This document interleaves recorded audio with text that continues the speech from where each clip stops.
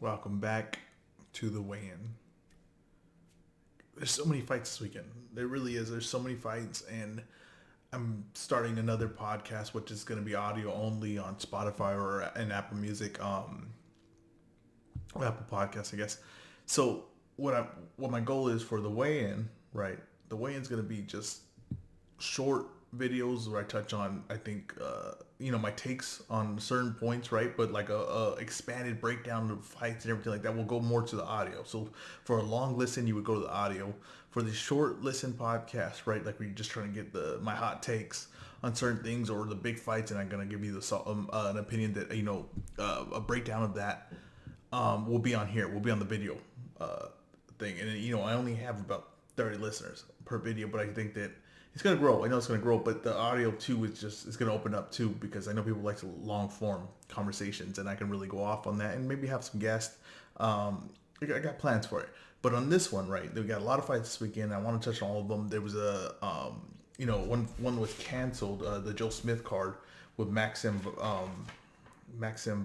Velslav, who I had Maxim winning that fight. If they were going to fight Maxim, I thought was a much more talented, could do a lot more in the fight. And I think that Joe Smith is kind of, it's a weird time where a guy can just win the right fight right now, and if the in the right with the right promoter, and they could just build him up, and suddenly Joe Smith had caught fire. Like he was a legit contender, and I just don't think that's the case. Joe Smith's not a decent fighter. Yeah, it's nothing against Joe Smith. It's just he was never considered the elite. He's been schooled by every time that he's fought someone that's elite. So nothing would really change for us to say that. But Top Rank, was really doing a sal job on him, and then the odds of the betting was favoring him in this fight, and I just couldn't see it. And I thought it was going to be a big payday for people that were going to bet Maxim, but that fight got canceled due to COVID. Maxim got COVID, so now Marinez is moving up, fighting Comey, and Marinez was robbed against Rolly Romero, right? He was robbed, horrible. He won the fight clearly, was robbed, and what a beautiful thing that he's gonna fight Comey, and it's gonna be a main event. He's gonna get a beautiful opportunity to really stand out. He beat Comey. He's right up there with all the guys, and Teofimo needs opponents. Lomachenko needs opponents. In that wake, there's a lot of guys that need opponents, and he's gonna get a amazing opportunity. Let's see if he capitalizes on it. I'm gonna pick Comey in that fight, but I think it's a good fight. I think it's actually a really good fight. Not a bad replacement for a main event. But let's get to UFC. I think a really big fight this week is Usman versus Gilbert Burns, right? And Gilbert Burns was supposed to have this fight before, had to pull out, and then Kobe Covington, I believe, Masvidal stepped in. Masvidal stepped in for that fight. And Gilbert Burns is a teammate of Usman. They trained together. And there was a point that Cormier made about how that one guy knows who the better man is, right? That's a pretty interesting point. And I never thought about. I didn't really think about that. That they fought and they spar each other and they train with each other. That one guy's gonna know who's better. One of the guys gonna know who gets the better of it, right? In this fight, right? Usman he's a pretty dominant champion.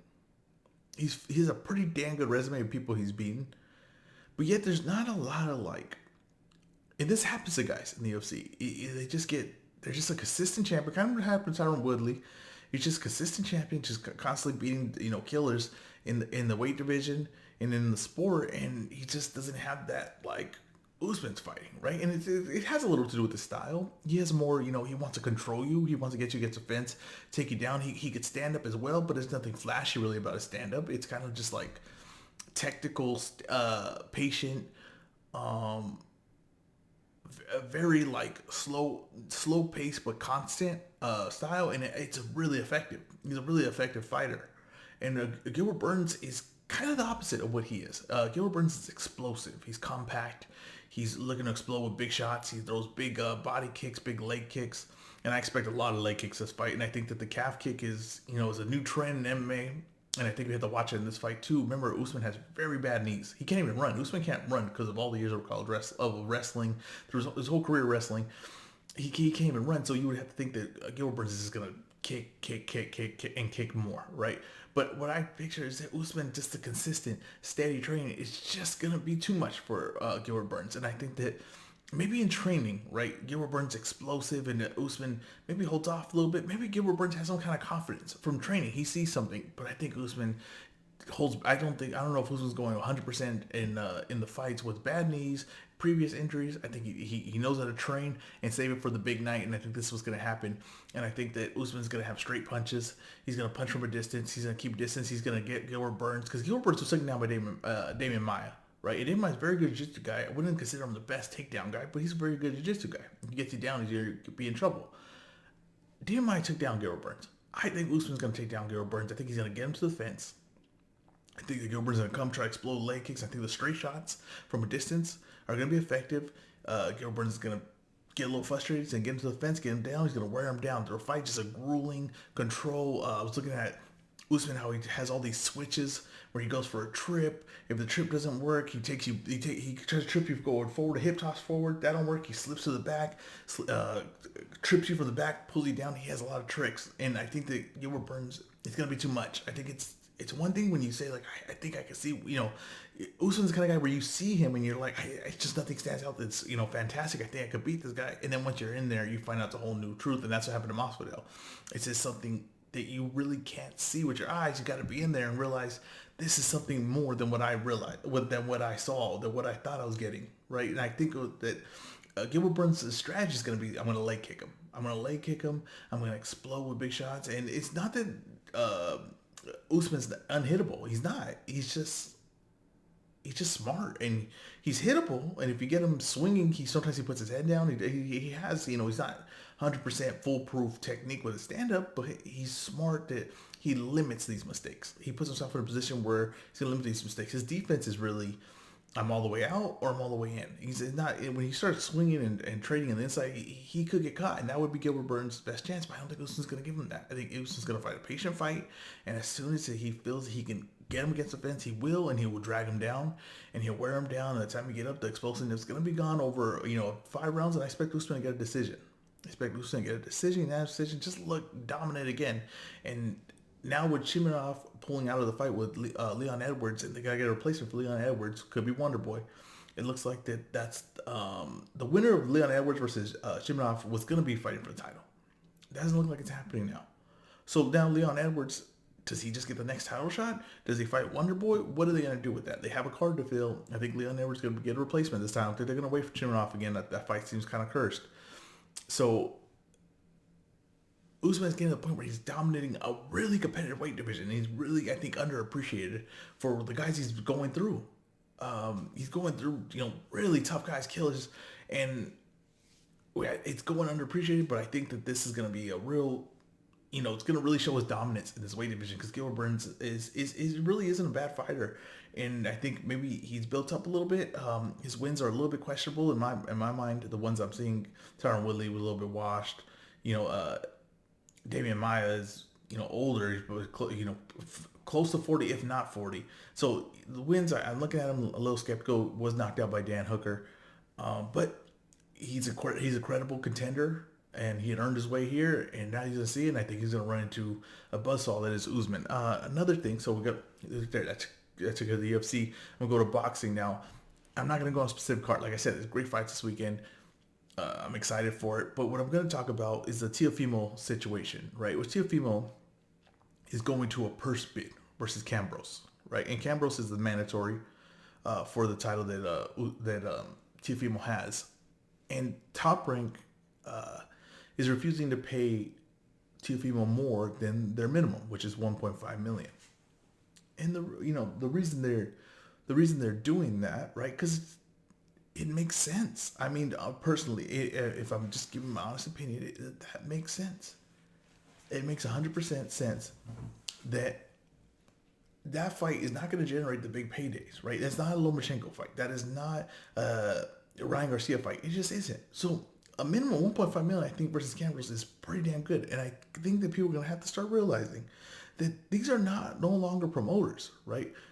The promotion is promoting yourself. Ryan Garcia basically promotes himself. Canelo Alvarez basically promotes himself. Gervonta Tank Davis basically promotes himself. You're no longer in the business of promotion. With these guys, they're not promoters. They're leagues. Top Rank is a league.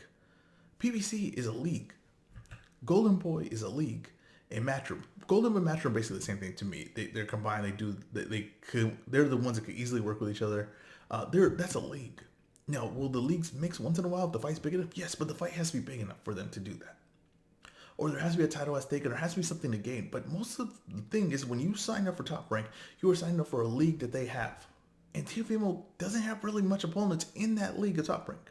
And there isn't enough money right now, and not enough for PBC to say, yeah, let me throw Tank at that. That has to build. So that's not there. So I think there's the thing with the promotion, like they should be promoting me bigger, and I should be doing this and this. And I think fighters are in for a rude awakening on these paydays. Because if you're not Canelo, you are not going to get paid what Canelo gets paid. And not to just fight anybody. It's going to demand competition. It's going to demand a bigger name. It's going to demand you putting yourself out there, taking this chance. I'm not saying Teofimo wouldn't, because Teofimo's kind of guy that seems like he would fight anyone, right? But these mandatories are going the opposite way the business is going. The mandatories are fighting a guy that earned his way, that earned his shot by fighting a couple of known names. They work his way up one specific ranking, not even the whole ranking, IBF ranking or WBO ranking, right? He worked his way up, and he said, "Oh, I'm gonna fight him. He's my mandatory," right? But no one knows who he is. You are not gonna get paid for that fight. No one is gonna pay you some outrageous fee that Teofimo wants. And I'm not saying Teofimo doesn't deserve it. I'm just saying it's not there. The money is not there for that fight. Now, Teofimo's fighting Tank Davis. Yes. He should demand more money. But he's not. He's fighting Cambros. A fight that he should win. A fighter that not a lot of people know in States. They know him in Australia, but they do not know him in the States. So these fighters have to realize that when they're signing up, it's going to take... The fighting is about to change drastically. It's about to change paydays. It's about to change the competitiveness of the fights because it's about to increase the competitiveness of the fights. Paydays are going to go down. Competitiveness is going to go up. What's going to change too is viral videos, TikTok, Instagram, Twitter. Fighters are going to have to build their name on there, and it's coming. It's going to come where these fighters are going to have, they're going to come in with an audience already. And these promotions are not going to be promotions. They're going to be links. Top Rank has to deal with ESPN. They're saying, I could put you on TV. That's what I'm bringing to the table. It's that I have cards to fill, and I can fill them with your name.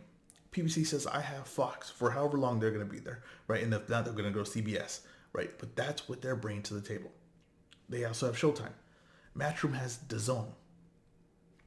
Golden Boy has DAZN. That's what you're picking. So when these fighters pick this, they have to make sure that there are opponents. They better be thinking ahead of the game that there are opponents and there's a vision for them to do.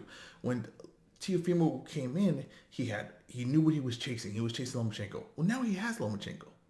Where does he go from here? It's obviously 140. From Top Rank, if you're going to stay Top Rank, you're going to go to 140, and you're going to fight the winner of Ramirez-Taylor, right? That's the obvious move. You can see it for Teofimo. That's what's coming. Guys like Devin Haney joined the league of Matchroom. Well, Matchroom doesn't really have a lot of guys at that weight, so it's going to take them getting creative for what to do with him. And Devin Haney gets paid about $1 million a fight. Shakur Stevenson, there are fighters there, right? There's a vision there. I could see it. And with Gervonta St. Davis, he's in an interesting situation on PBC. There's not a lot of fighters there in their weight. So you're not joining really promotions anymore. These aren't leagues. It's the UFC. The UFC is a promotion, but it's really a league. You join it, you fight the fighters in that league. What is there is what is available to you. And these fighters got to start realizing that. And they got to start realizing these big paydays, they're not there unless they're big fights. This is my take. This has been The Weigh-In.